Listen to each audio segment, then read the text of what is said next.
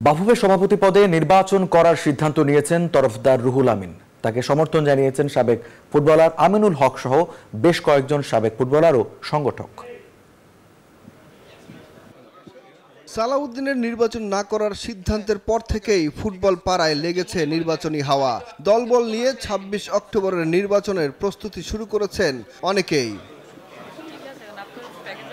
রাজধানীর একটি ৫ তারকা হোটেলে আনুষ্ঠানিকভাবে ফুটবল ফেডারেশনের নির্বাচনে সভাপতি পদে লড়ার ঘোষণা দিলেন ক্রীড়া সংগঠক ও ব্যবসায়ী তারফদার রুহুল আমিন। বললেন, সভাপতি নির্বাচিত হলে বদলে দিবেন তৃণমূলের ফুটবল।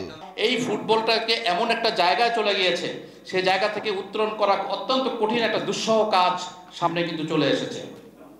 এবং আপনারা জানেন, ফুটবলের স্ট্রাকচার বলে কোনো কিছু নাই। ফুটবলকে আমরা শুধুমাত্র টেবিলে নিয়ে এসেছি। আমরা ফুটবলের মাঠের খেলাকে আমরা টেবিলে নিয়ে এসেছি। মাঠের খেলা যদি মাঠে থাকতো তাহলে কিন্তু আজকে এই অবস্থা হতো না। তারফদার রুহুল আমিনকে সমর্থন জানিয়েছেন সাবেক তারকা ফুটবলার আমিনুল হক। বলেন, ফুটবল রাজনৈতিক প্রভাব মুক্ত করতেই তাকে সমর্থন তার।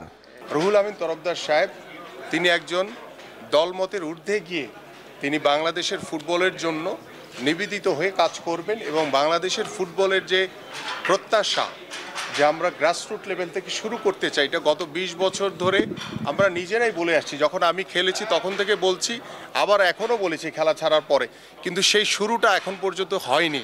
তো সেই শুরুটা আমরা চাই যে এটি রাতারাতি কখনোই সম্ভব না। আমি বলবো না যে এক টার্মের মেয়াদে তিনি পরিপূর্ণভাবে সফল হবেন, সেটার জন্য আমাদের মিনিমাম ১০ থেকে ১৫ বছর বা ২০ বছরের সময় দিতে হবে। তবে রুহুল আমিনের কমিটিতে কে কোন পদে নির্বাচন করবেন তা এখনো ঠিক হয়নি। সেই শুরুটা করতে চাই, যে শুরুটা বাংলাদেশের মানুষ স্বাধীনতার পরে দেখতে চেয়েছে। সুখন সরকার, নিউজ 24, ঢাকা।